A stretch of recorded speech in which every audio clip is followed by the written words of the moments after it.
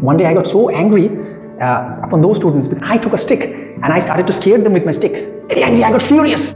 I was wrong. The learning that I learned from that student, and life forced me to change myself, and that's why I have changed myself. 500 years back when I started my teaching career, 500? Did I say 500? Oh, no. I think I'm going to reveal my original age. I started my teaching career in school for the first time decades back. And when I had to go to school for my first class, I was very excited.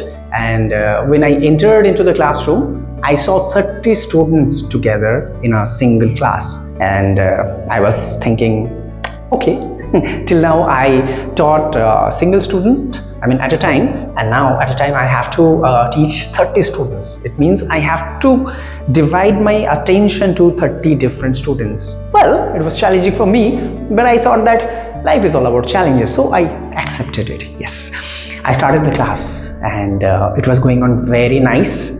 The first day, second day, third day, fifth day, it was very nice. But ultimately, you know what, as we start doing something, day by day, we just experience new things. And I started experiencing things. I thought that it was going to be smooth, but suddenly I found something that was quite not according to my expectations. I thought that teaching is only about teaching, about explaining the chapters and then question answers and all these things. But suddenly I realized that it's not only this, but also beyond this. 30 students in a class means 30 different brains, and among those 30 people, there are different groups also. I found that 3 groups of students were there, everywhere. One very naughty, one decent, and there is the most difficult section of the student is the silent students. They are very silent and they are the most difficult ones to deal with. And I had to deal with. I thought that, oh my God, these are the things that I have to deal with. Maybe I can't. But life is all about challenges. I took the challenge. I decided that I would be sitting with them, I would be counseling them, and I was sure that they would be okay. But you know what? That did not happen. Yeah, did not happen because it was very difficult. And the approach I was doing the things in, it was quite wrong. I was trying to make them speak. I was forcing them to speak. But ultimately they started to be scared of me. They started to think that, oh my God, this teacher has come. No, we have to run away from him because he will be forcing us to speak. Against our comfort level, he will be forcing us to do something. And yeah, it happened. I did not realize at that time. And many students started disliking me just because of this approach of mine. Yeah. And among those silent students, few of the students took tuitions from me. And I thought that now I got them and I will be teaching them or I'll be guiding them to speak in my own way. But I could not. One day I got so angry upon those students because they were not speaking, and I took a stick and I started to beat the table like this. I did not beat them, okay? So I started to scare them with my stick, but they did not speak. I asked them, why haven't you done? They were doing like this. I said, just speak something. They said like this. That was their reaction. And I got very angry. I got furious. I complained to their parents. I said that if your child does not speak, then your child is not going to have any kind of career. Even your child is not going to have good life.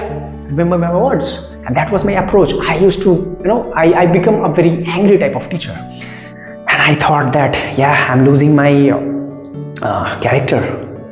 And after that, when I got disconnected with those children because they just passed out their schools, and after that we got disconnected. And I remember one of those students, and 2 years back I met one of those students. Yes. And now I got surprised. I met that student and I saw that student has become a lawyer. I got amazed. I was thinking that this student, this guy, he or he, I'm not telling that whether he or she, this student was so shy, so silent. I thought that student hardly could ever get any kind of career. But now, surprisingly, that student has chosen the career which is all about speaking, persuasion, and making others understand legal procedure.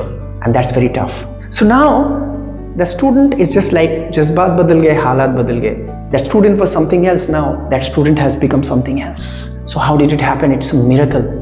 Now I ask the student that, how did you become so? How did you opt for this law related profession? You were so silent. Now you have to speak so much. How do you manage? So one thing that student told me that, sir, always remember one thing. Yes, he was giving me lecture, or he or she, the student was giving lecture, that, sir, life teaches us many things, and I also saw life a bit, and life forced me to change myself, and that's why I have changed myself and I got to something. I said, okay, I was wrong. What I had to do, I never had to force the students to speak, because there is a natural process of growth for the students. Being a teacher, I was forcing them to take another path that was not their path. They have to go through their life, they have to go through their education in their own way. They have to take it in their own way, so that they can go up to, or they can reach up to their destination the way that student got. So I realized it and I changed my approach. Previously, I was adamant. If any student never used to talk, I used to force them. Now I do not do that. Now I leave them on their own and just try to motivate them, but I do not try to change them. That is the learning that I learned from that student. So I can say that being a teacher is not only being a teacher. Being a teacher is to observe the students, let them do what they do, but we should not do extra things. We should just instruct them. We should just guide them so that they can educate themselves. So that is the space we have to create between a student and a teacher. I believe that this should be the way where we should not call ourselves the teachers. We should allow the students to teach themselves, and we should be the catalyst. That's it. My approach changed because of that student. I'm very lucky that I have seen generations changing in this manner. Now I know that what I have to do. Now I know that students, how they grow up. So this growing up teaches us a lot. So we have to go with it. We just have to be guide. We just have to be instructors, not autocrats or not the commanders. Bye.